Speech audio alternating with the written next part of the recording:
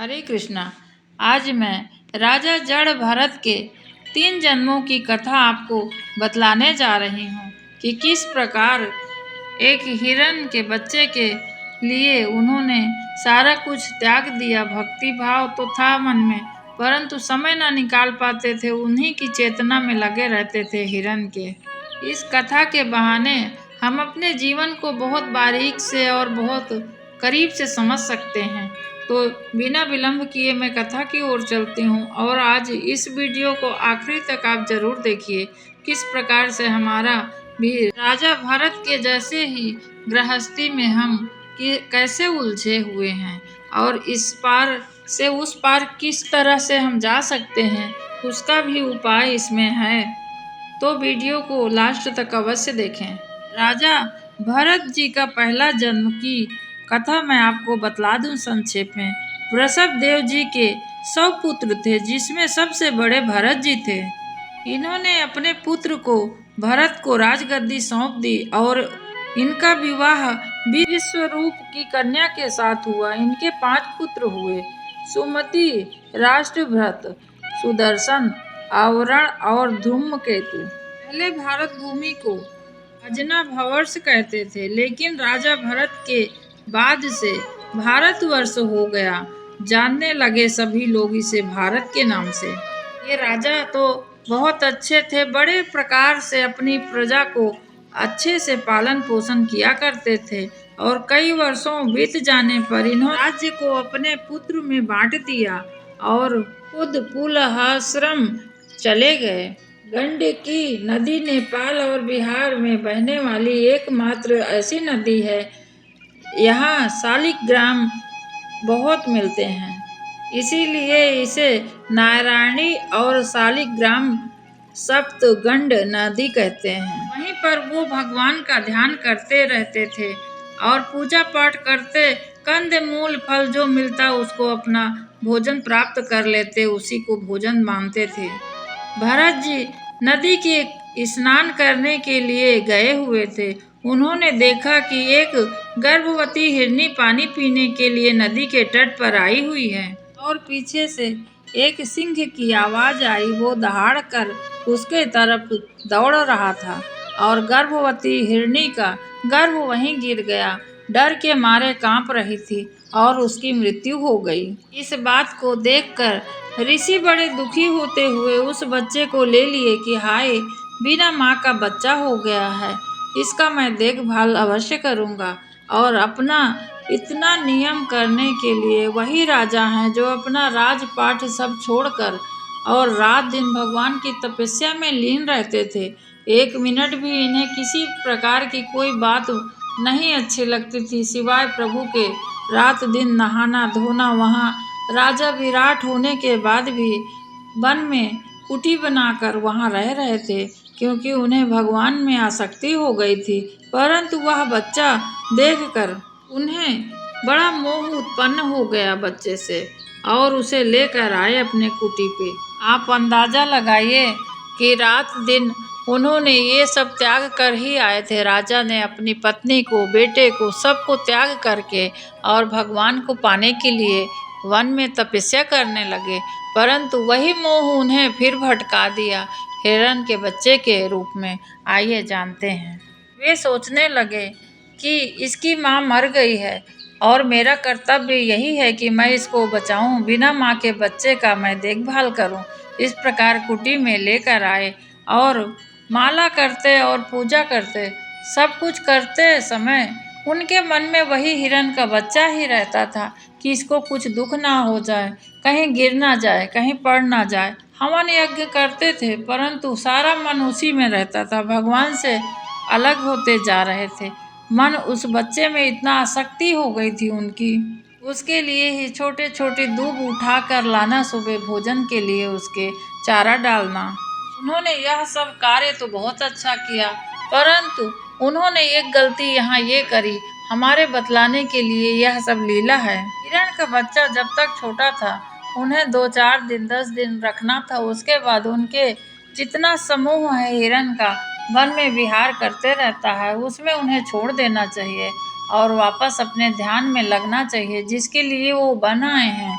परंतु उनका मोह उस समय इतना प्रबल हो गया कि विवेक काम करना बंद कर दिया और हिरनी के बच्चे को इस प्रकार आशीष देते कि तेरा जन्म सिद्ध हो जाएगा, और उसी में प्रेम में वो लगे रहते थे। ये हमेशा उसको कहते कि हे बेटा, तेरा सर्वत्र मंगल हो, और उसे अपने पुत्र के समान धीरे धीरे प्रेम करने लगे। इस प्रकार ऋषि का धीरे धीरे भगवान की तरफ से मन ध्यान छूटने लगा।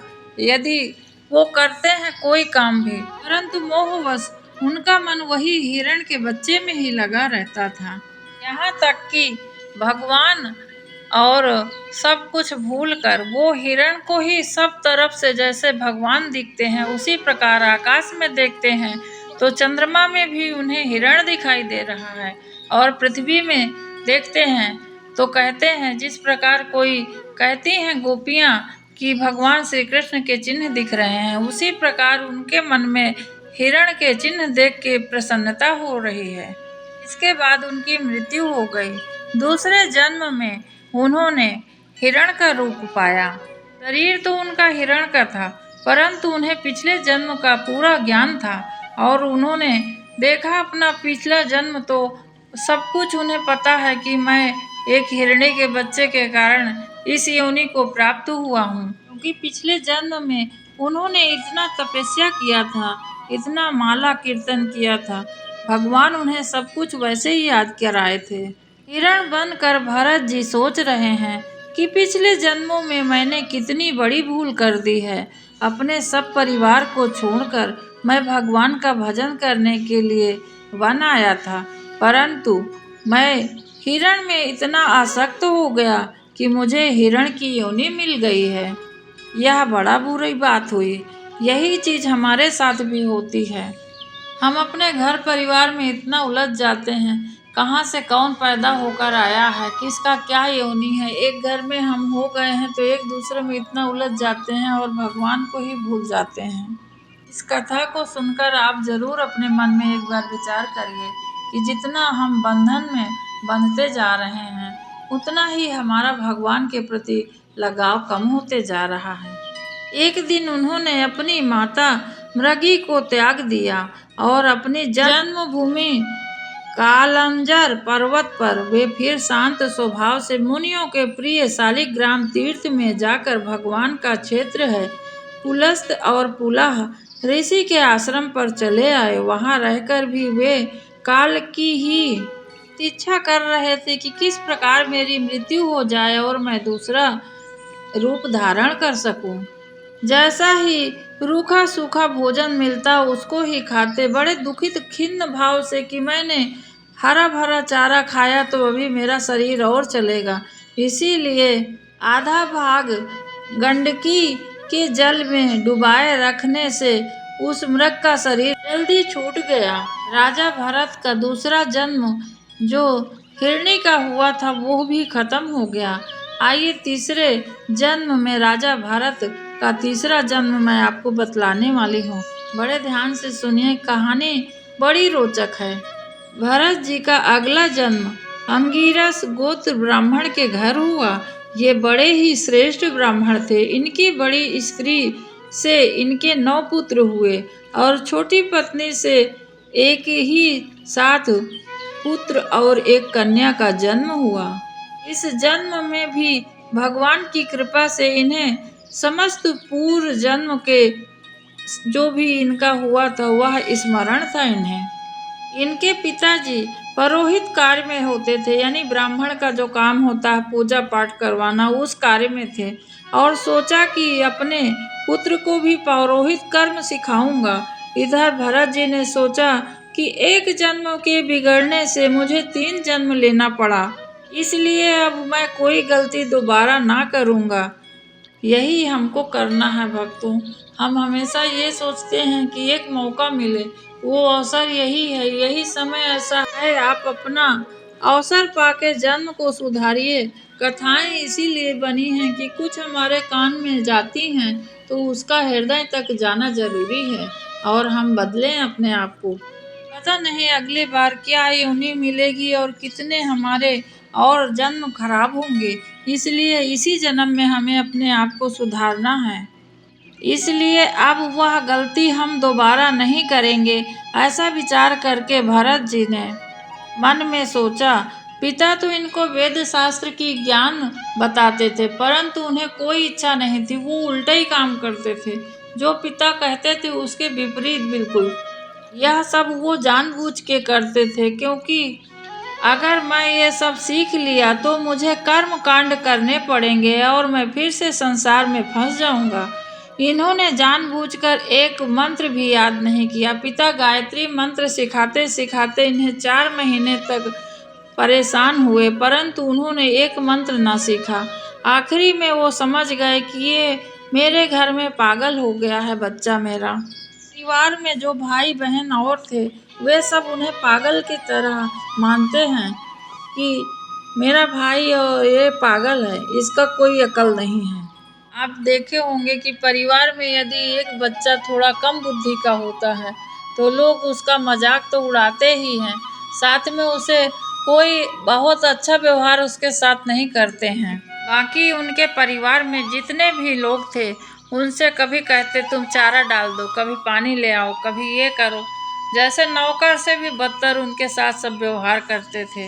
वो तो जानते थे कि ये पागल है, परंतु भरत जी पागल नहीं थे। वो 24 घंटा मौन होकर भगवान में ही लगे रहते थे, अंदर अंदर बोलते रहते थे भगवान का नाम, परंतु किसी से कहते नहीं थे। सबके काम करते थे। जो कोई कह दे कि ये मेरा काम कर दो, चलो गोबर उठा दो, तो वो गोबर उठा देते थे। कभी ये नहीं कहते थे कि मैं ये काम नहीं करूँगा, परंतु ऐसे ही पागलों के जैसे वो नाटक करते थे। इस प्रकार वो मन में सोचते रहते थे कि किसी से मुझे फिर ना प्रेम हो जाए, माता पिता से या किसी से, या कोई ना मुझे प्यार करने लगे, फिर मैं फंस जाऊं और मेरा यह जन्म भी बेकार चला जाएगा।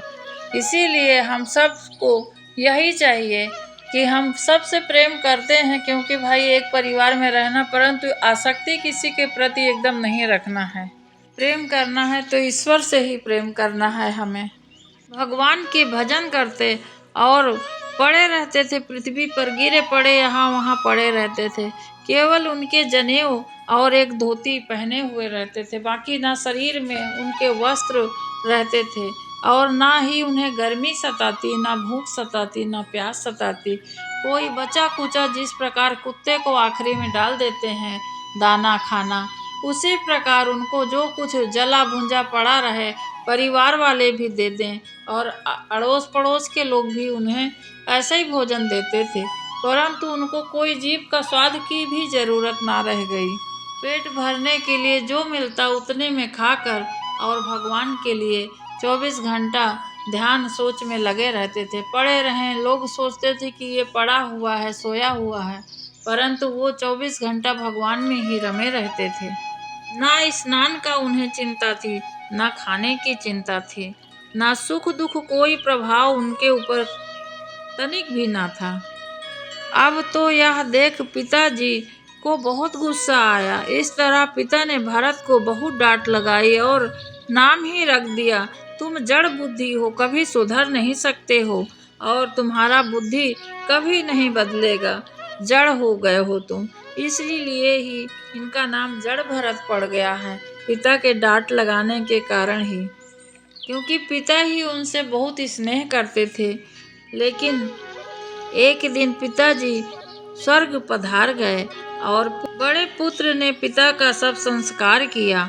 अब सभी भाइयों ने मिलकर विचार किया कि हम तो अपने अपने कार्य में व्यस्त रहते हैं और ये छोटा भाई बैठा रहेगा हमारे बीच में, इसको हम खेती बाड़ी में लगा देते हैं और खेत तकवाते हैं इससे। इस तरह जाकर कहने लगे कि तुम खेत देखो और वहीं रहो। तब जाकर भरत जी खेत की क्यारियां बनाने लगे और उसी की देख रेख में रहते थे, परंतु उनका ध्यान तो भगवान में था। वो वहाँ भी खेत में ध्यान न लगाते। जो भी बासी खुशी होता था सब भाई ले जाके उसको दे देते थे और वो बड़े प्रेम से प्रसाद के रूप मानकर उसे खा लेते थे। एक दिन डाकुओं के सरदार ने पुत्र की कामना से भद्रकाली को मनुष्य की बलि देने का संकल्प किया। हे देवी, आप मुझ पर प्रसन्न होइए, एक पुत्र का मुझे वरदान दीजिए। जब मेरे यहाँ पुत्र होगा तो मैं तुम्हें किसी मनुष्य की बलि अवश्य दूंगा। इस प्रकार कुछ समय बीत जाने पर उसके यहाँ एक पुत्र जन्म ले लिया। अब वह बलि देने का समय आ गया माँ भगवती को। उसने किसी व्यक्ति को बुलवाया डाकू ने और नर बलि देने के लिए निर्णय किया और किसी तरह उसको फंसाकर और जाकर बाजार में पहले उसे मिठाई वगैरह खाने के लिए दिलाया और मिठाई खा रहा था बड़े खुशी खुशी से वह।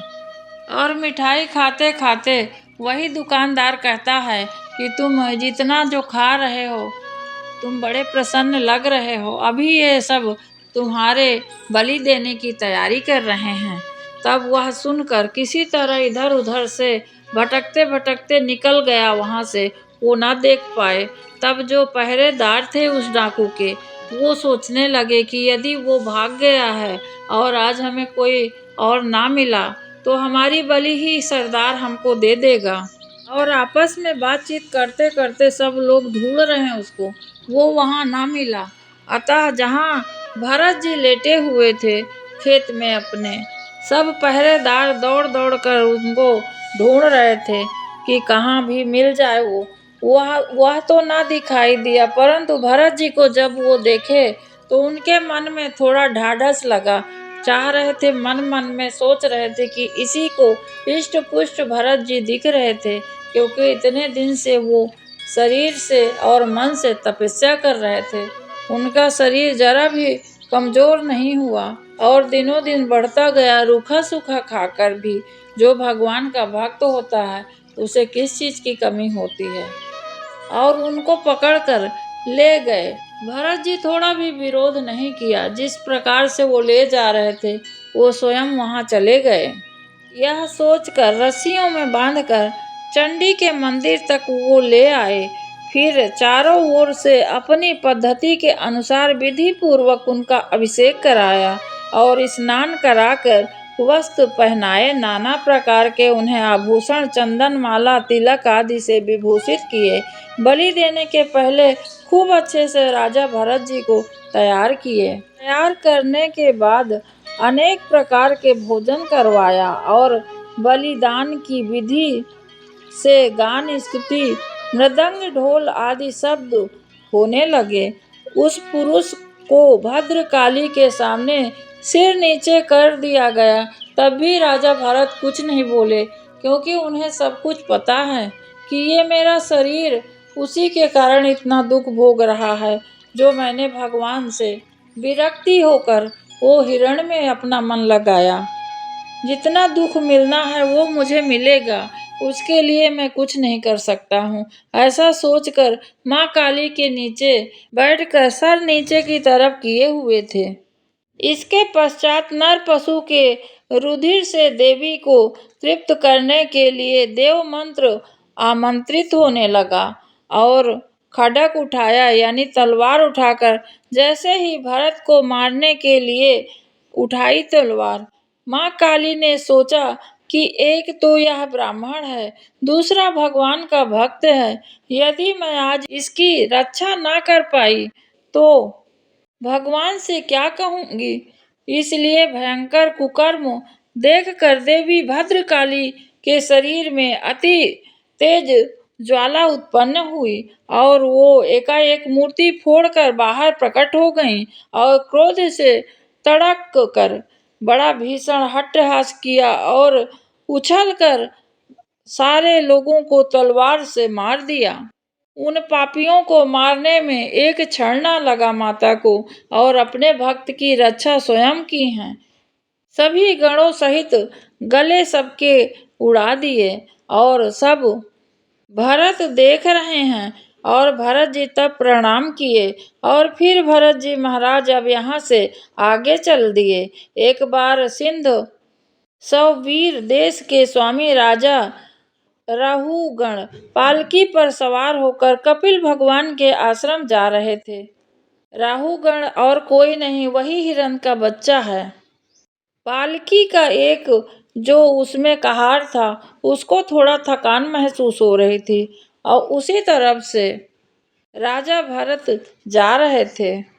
भरत जी वहीं मिल गए और इन्हें पकड़कर पालकी उठाने को कहने लगे और बिना कुछ बोले ही चुपचाप पालकी को उठाकर भरत जी चलने लगे। परंतु वो साधु महापुरुष थे और साधु महापुरुष थे, उन्हें सब ज्ञान अज्ञान सब जानते थे वो कि क्या है उचित और क्या है अनुचित। साधु महात्माओं को आज भी आप लोग देखे होंगे, जैन धर्म हो गया है या कोई बड़ा तपस्वी साधु या हम ही लोगों में से कोई विवेकवान व्यक्ति है तो वो सब तरफ देख के चलता है। जमीन में कोई कीड़ा रेंग रहा हो तो पैर में ना पड़ जाए। हम लोग चींटियों को कैसे विचार करते हैं कि पैर में ना आ जाए। भगवान एक चींटी भी हमारे हाथ से या पैर से ना दबे, क्योंकि इसका भी हमें दोष लगता है।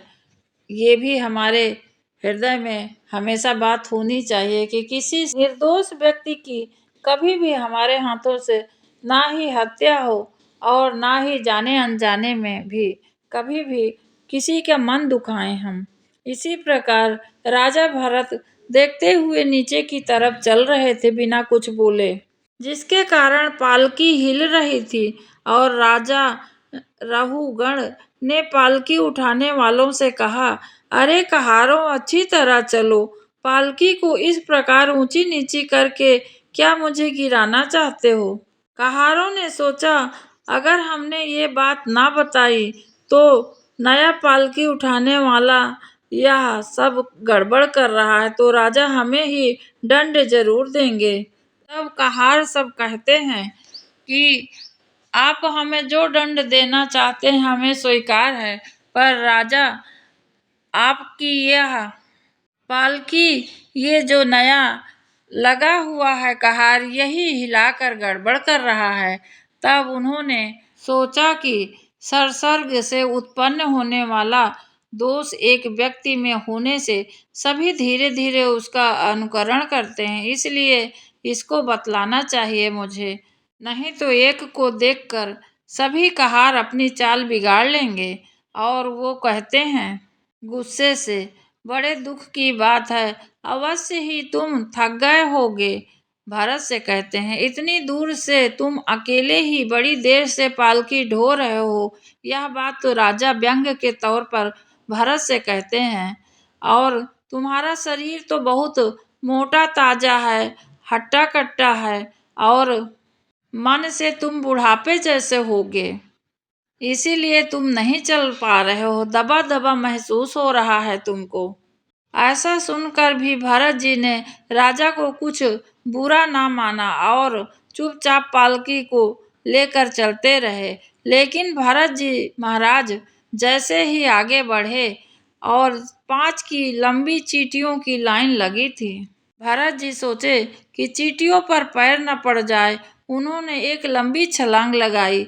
जैसे ही लंबी छलांग लगाई तो राजा बड़ा जोर से पालकी से टकरा गए और गुस्सा से आग बबूला होकर कहते हैं कि ऐ दुष्ट पालकी उठाने वाले, तू जीते समय भी मरे के समान है।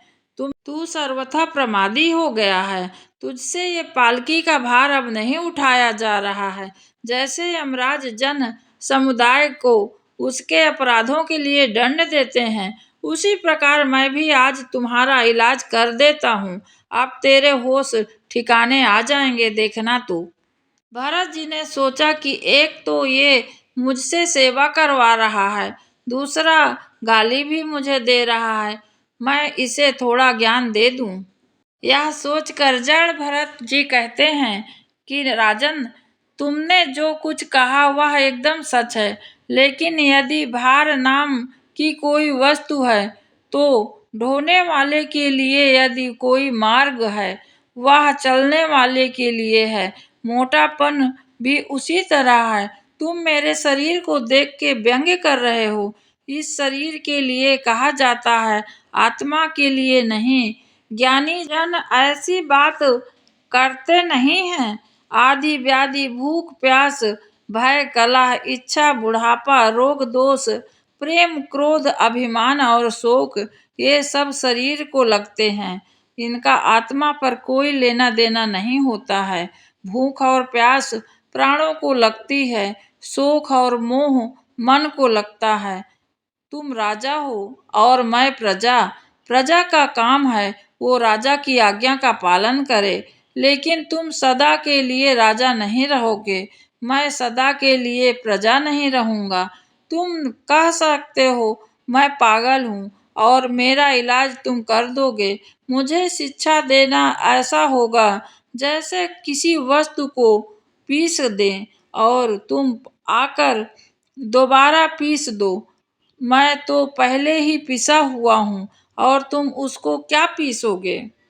जब इस प्रकार राजा भरत जी बोलने लगे तो यथार्थ तत्व का उपदेश करते हुए इतना उत्तर देकर मौन हो गए। और फिर राजा ने सोचा ये कोई ज्ञानी पुरुष हैं, और राजा पालकी से उतरकर उनका पैर पकड़कर कहने लगा, मेरी अपराध क्षमा कर दीजिए।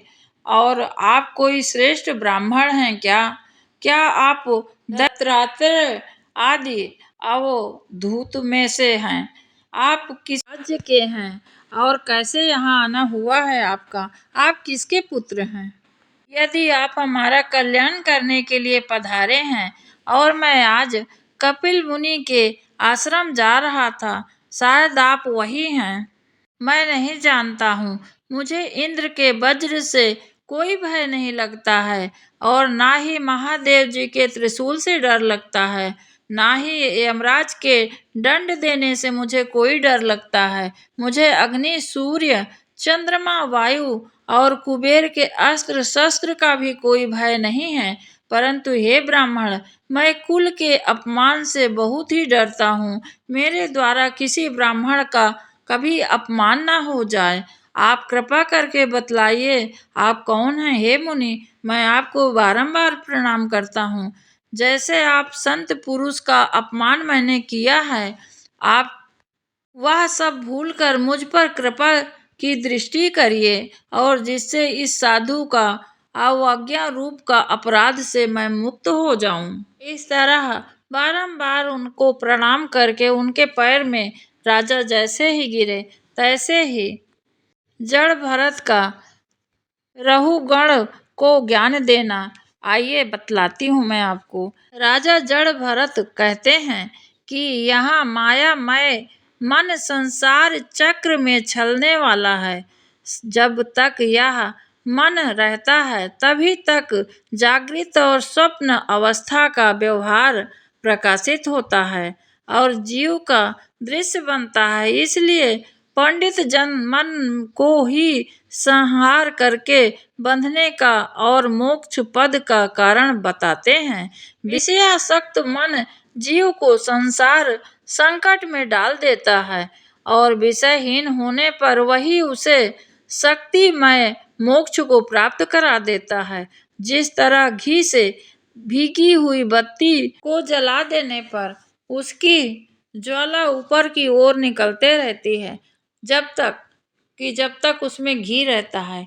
यदि उसका घी समाप्त हो जाता है तो वहीं बुझ जाती है। उसी प्रकार विषय और कर्म से आसक्त हुआ मन तरह तरह की विकृतियों में आश्रय करता रहता है और इससे मुक्त होने पर वह अपने तत्व को जान जाता है और उसमें लीन हो जाता है। आगे राजा जड़ भरत कहते हैं राजन से कि 5 ज्ञान इंद्रियां और 5 कर्म इंद्रियां और 1 अहंकार, ये 11 मन की वृत्तियां हैं तथा 5 के कर्म, 5 के तन्मात्र और 1 शरीर, ये 11 उनके आधारभूत विषय कहे जाते हैं। अब आइए जानते हैं कि क्या क्या है। गंध, रूप, स्पर्श, रस, शब्द, ये 5 ज्ञान इंद्रियां हैं। यानी हमें किसी चीज को छूते हैं तो त्वचा हमारे महसूस होती है शरीर में कि हम कुछ छू रहे हैं या कोई हमें छू रहा है। और गंध जिससे सूंघने की शक्ति, यानी नाक में जो हमारे सूंघने की शक्ति है, उसे नाक से ही हम स्पर्श कर सकते हैं, उसको सूंघ सकते हैं, तभी पता चलेगा कि वो किस प्रकार की खुशबू है। रस यानी जबान, जीभ से हम रस लेते हैं और शब्द कानों से सुनते हैं। और रूप यानी हम सब कुछ देखते हैं जिससे हमारी आंख, ये 5 हमारी ज्ञान इंद्रियां हैं। इससे ही हमें अच्छा और बुरा का ज्ञान प्राप्त हो सकता है। विषय क्या है? मल त्याग, शोभंग, गमन, भाषण और लेना देना आदि व्यवहार, ये 5 प्रकार के विषय हैं। यानी किसी से बातचीत करना और किसी के प्रति व्यवहार आदान प्रदान करना, इसे विषय कहते हैं। ज्ञान इंद्रियां, कर्म इंद्रियां। इसके बाद मैं आपको अहंकार बतलाती हूँ, जो कहता है कि यह सब कुछ मेरा है। जैसे होता है कुछ लोगों में इतना दिखावा होता है कि जो भी अंदर भले कुछ नहीं है, ढोल के अंदर पोल हो, परंतु आजकल बहुत दिखावा चलता है, उसी को अहंकार कहते हैं। समाज में कहीं बैठे हैं आप और हम, तो सबसे पहले उस इंसान को आप पहचान लेंगे जिसके अंदर बहुत अहंकार है, क्योंकि वो सामने खड़ा होकर अपने आप को घड़ी घुमाते हुए और 2-4 अंगूठियां सोने का पहने हुए, बड़ी मोटी सी चैन पहनना बुरी बात नहीं है, आपके है तो भगवान ने दिया है तो अवश्य पहनिए, परंतु दूसरे को दिखा दिखा कर वही हाथ घूमेगा जिसमें वो अंगूठी और घड़ी होगी अधिक। आपने देखा होगा कहीं बैठे हुए समाज में ऐसे व्यक्ति मिलते हैं, बहुत मिल जाते हैं। और ऐसा विवेकी पुरुष भी देखे होंगे कि जिसके घर में इतना धन दौलत सब कुछ होते हुए भी उसके अभिमान नहीं होता है, तो वो बड़े सामान्य भाव से बैठा होता है। और जैसे ही आप लोग जाते हैं तो वो बड़े हाव भाव से आपको अपने घर के पास में या उनके समाज में जहाँ भी बैठा है तो आपको बैठाता है और बड़े अच्छे भाव से रहता है आपके साथ, क्योंकि वह पुरुष जानता है कि ये सब मैंने बड़ी परिश्रम से कमाया है और किसी को मुझे बताने की या दिखाने की जरूरत नहीं है। कभी राजा पान खाने से नहीं चिन्हाता है, राजा राजा ही होता है। इस प्रकार अहंकार का वर्णन किया गया है। कुछ लोग अहंकार को मन की 12वीं वृत्ति और उसके आश्रय शरीर को 12वां विषय मानते हैं। ये मन की 11 वृत्तियां दिव्य विषय, प्रभाव, स्वभाव, आशय, संस्कार, कर्म और काल के द्वारा सैकड़ों, हजारों, करोड़ों भेदों में परिभाषित हो सकती हैं, किंतु इनकी सत्ता चेतग्र यानी शरीर आत्मा की सत्ता से ही है, स्वतः या परस्पर मिलकर नहीं। जब तक मनुष्य ज्ञान के द्वारा इस माया को तिरस्कार करके हटा नहीं देता है और सभी प्रकार से आसक्ति छोड़कर तथा काम क्रोध शत्रुओं को जीतकर, हम बाहर के शत्रुओं से जीत जाते हैं परंतु अपने शरीर के अंदर के शत्रु को नहीं मार पाते हैं। जब तक वह आत्मा उपाधि रूप मन को संसार दुख का क्षेत्र नहीं समझता है, तब तक वह इसी लोक में भटकता रहता है, क्योंकि चित्त उसके शोक, मोह, राग, लोभ और बैर आदि के संस्कार में लगा हुआ रहता है। यह मन ही तुम्हारा बलवान शत्रु है और तुम्हारी उपेक्षा करने वाले से इसकी शक्ति और बढ़ गई है। इसलिए तुम सावधान होकर श्री गुरु और हरि के चरणों की उपासना करो और अस्त्र से इसे मार डालो। इस प्रकार जड़ भरत के कहने से राहु गण राजा ने कहा कि मैं आपको नमस्कार करता हूँ। जिस प्रकार ज्वर से पीड़ित यानी बुखार से पीड़ित रोगी को मीठी औषधि काम नहीं करती है, उसी प्रकार मेरे लिए जिसकी विवेक बुद्धि को देह अभिमानी रूप विषैले सर्प ने डस लिया था, वह आपके वचन अमृत युक्त सुनकर औषधि के समान है।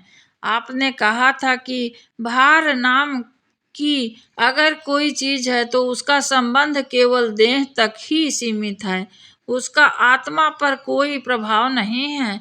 ये बात मेरी समझ में नहीं आई है। आपके ऊपर पालकी रखी हुई है तो आपको भार लगेगा ही।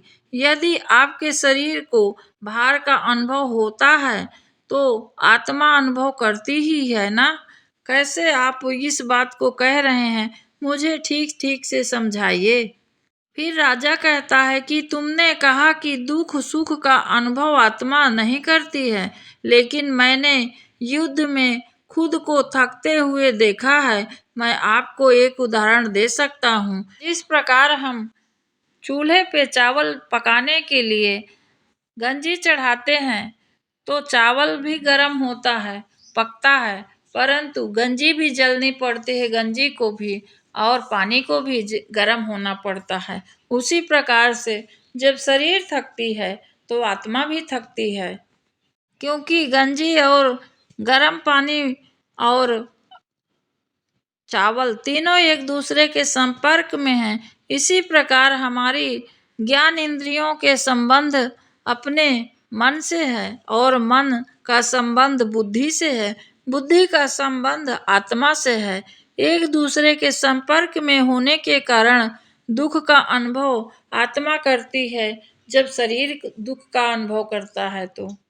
राजा की इस प्रकार की बात सुनकर जड़ भरत हंसे और कहते हैं, हे राजन, एक ओर तू तत्व को जानना चाहता है और दूसरी ओर इस व्यवहार जगत को सत्य मान बैठा है। जैसे तुमने अपनी बात रखी है इसी तरह मैं भी अपनी बात रख कर तुमको बतला रहा हूँ। तूने कहा कि एक बर्तन में जल है तो चावल है और जब अग्नि पड़ी तो तीनों पर पड़ती है। उसी प्रकार मैं तुम्हें एक वही उदाहरण फिर से बता रहा हूँ कि अग्नि उस पात्र को गर्म करती है, फिर पानी गर्म होता है और पानी गर्म होता है तो चावल उसमें गल जाते हैं।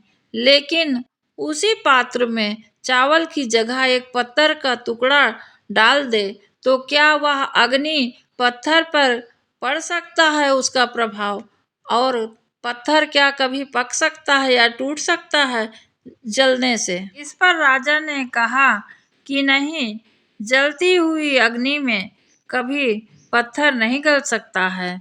जड़ भरत जी कहते हैं, इसी प्रकार आत्मा भी निर्लेप है। आत्मा का कोई सुख दुख का अनुभव नहीं होता है, ना ही इस पर जल का प्रभाव है और ना ही अग्नि का, ना अस्त्र का प्रभाव है, ना शस्त्र का। इस आत्मा का वस्त्र यह देह है और उस पे ही सारे प्रभाव होते हैं।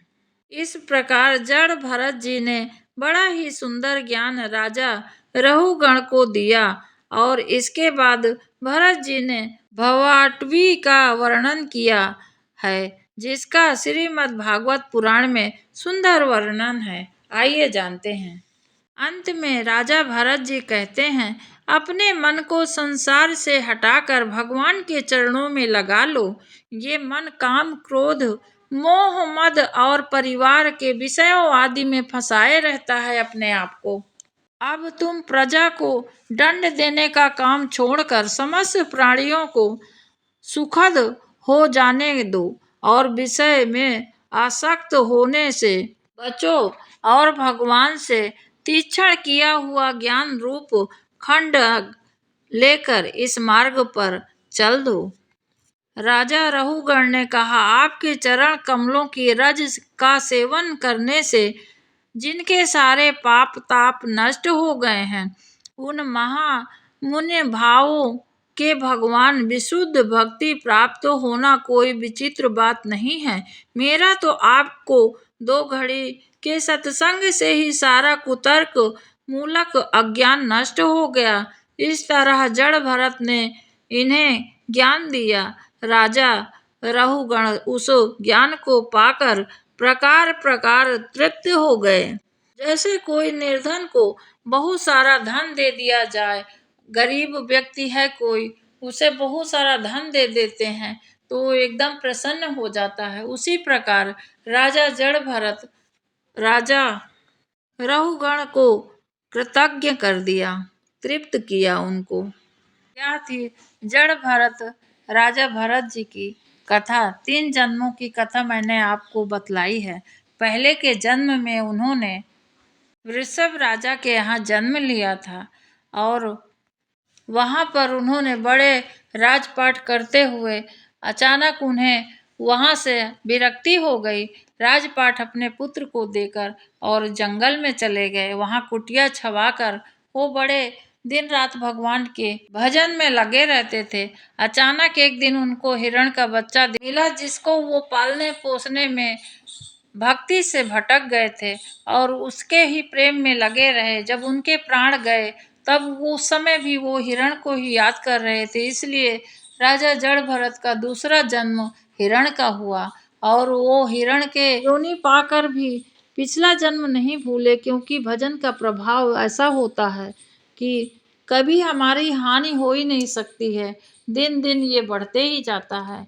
और दूसरा जन्म जब उनका हिरण का हुआ तब उन्हें ज्ञान होने के कारण उन्होंने बहुत प्रकार से गंडकी नदी में जाकर अपने प्राण दिए भक्ति करते करते। उसके बाद तीसरा जन्म उनका भरत का होता है और उन्होंने अपने पिता की और माता की, भाई बंधु से किसी से रिश्ता ना रख के सिर्फ भगवान पर ही उनकी आसक्ति हो गई और दिन रात वो पूजा पाठ मन में ही करते थे, किसी से कहते ना थे। लोग उन्हें पागल समझते थे और जो रूखा सूखा भोजन उनको मिल जाए वो भोजन प्रेम से पा लेते थे और प्रभु के ही भक्ति में लगे रहते थे। इस प्रकार से मैंने 3 कथाएं आपको बतलाई है राजा जड़ भरत की। इससे हमें भी शिक्षा मिलनी चाहिए, थोड़ी बहुत तो हमारे दिमाग में भी ये बात आनी चाहिए कि कोई नहीं अपना है, सब यहाँ जगत सपना है। आप सब एक बार आजमा के देखिए अपने मन को कि क्या आपके तकलीफ होने से किसी को तकलीफ होती है? कभी नहीं होती है। होगी भी तो क्या कर लेगा? कोई तकलीफ अगर आपको है तो मैं दवा बस दे सकती हूँ।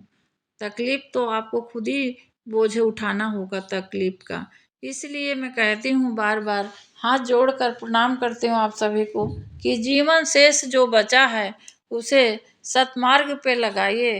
रोज एक एक दिन बीतते जा रहा है। प्रभु के शरण में जाकर आप सभी उनको भजते रहिए, आखिरी में वो अपने अंगीकार लगाएंगे आपको। आइए कृष्ण का भजन मैं आपको बतलाती हूँ, थोड़ा मन शांत हो जाए हमारा सबका।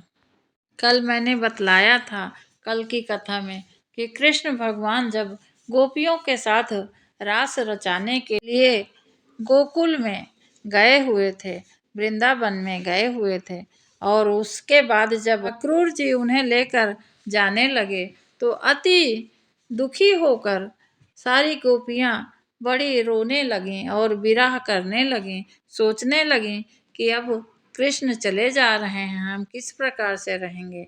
उनका एक विरह गीत मैं आपको बतलाने जा रही हूँ। सुन सुन के मोरी धड़के गई छतिया, हाय श्याम मिलकर बिछड़ गई अखियाँ। सुन सुन के मोरी धड़के गई छतिया, हाय श्याम मिलकर बिछड़ गई अखियाँ।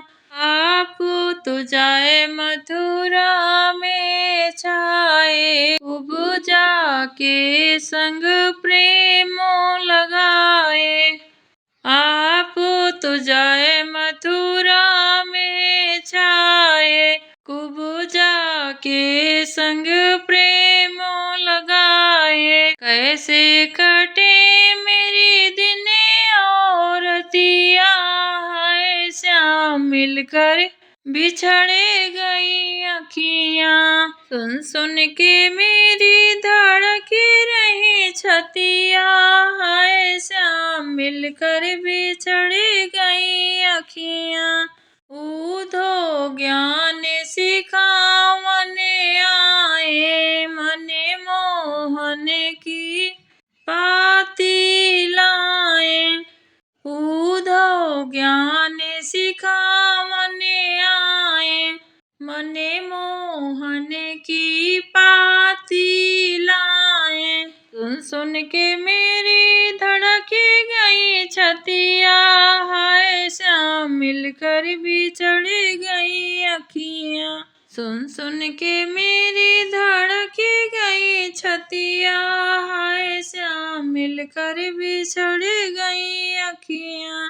गोपियाँ कहती हैं, हे उद्धव, आप जाकर कृष्णा से कह देना कि हम उन्हें बहुत याद करते हैं। उनके बिना हमारा कुछ भी काम में ध्यान भी नहीं लग रहा है। और उद्धव जी से कहती हैं कि चलो किसी पंडित से बिचरवाते हैं कि कब मेरे कृष्णा आएंगे। तुम तो इधर उधर की बातों में हमें उलझा रहे हो उद्धव। और जाती हैं एक पंडित से पूछती हैं, बताओ बंभना कबे आई है मोहनवा, बताओ बंभना कबे आई है मोहनवा। 5 रुपया मैं तुम्हें देहूं बंभना, 5 रुपया मैं तुम्हें देहूं बंभना। अरे बिचारे सगुना कवे आई है मोहनवा, बिचारे सगुना कवे आई है मोहनवा। बताओ बंभना कवे आई है मोहनवा। जौने दिना मोरी मोहन घर आवे, जौने दिना मोहन घर आवे, चंदन घिसाए के लिपाऊं अंगना कवे आई है मोहनवा, लिपाऊं अंगना कवे आई है मोहनवा। बताओ बंभेना कवे आई है मोहनवा। दिन नहीं चैन रात नहीं निंदिया, दिन नहीं चैन रात नहीं निंदिया। हमें न सोहाए माथे की बिंदिया, हमें न सोहाए माथे की बिंदिया। अरे लड़ावे नैना कवे आई है मोहनवा, लड़ावे नैना कवे आई है मोहनवा। बिचारे सगुना कवे आई है मोहनवा। यदि आप सभी कृष्ण प्रेमी हैं, राम प्रेमी हैं और भगवान को अत्यंत प्रेम करते हैं, तो आप यह चीज़ समझ सकते होंगे कि हमें आगे क्या करना है, हमारे जीवन का क्या लक्ष्य होना चाहिए। आज के लिए बस इतना ही। आप सभी बड़े पुण्यवान हैं जो भगवान के अनेक प्रकार के चरित्र का वर्णन सुनते हैं और कहीं भी कथा होती है आप उसमें सहभागी होते हैं। चाहे पंडालों में जाइए या आजकल यूट्यूब चैनल चल गया है तो घर पर बैठे बैठे भी आप ज्ञान को प्राप्त कर सकते हैं। और सुनना ही मात्र उद्देश्य मत बनाइए, इसे कुछ अपने जीवन में अमल अवश्य करिए ताकि भगवान हमसे प्रसन्न होकर हमें अपने शरण में रखें। आज के लिए बस इतना ही। आप सभी अपने घर में खूब खूब खुश रहें। नए साल की आपको बहुत बहुत ढेर सारी शुभकामनाएं। आने वाले वर्षों में आप खूब उन्नति प्रगति करिए। नए साल की आप सभी को बहुत बधाई। और आज मैं अपनी वाणी को यहीं विराम देती हूँ। हरे कृष्णा।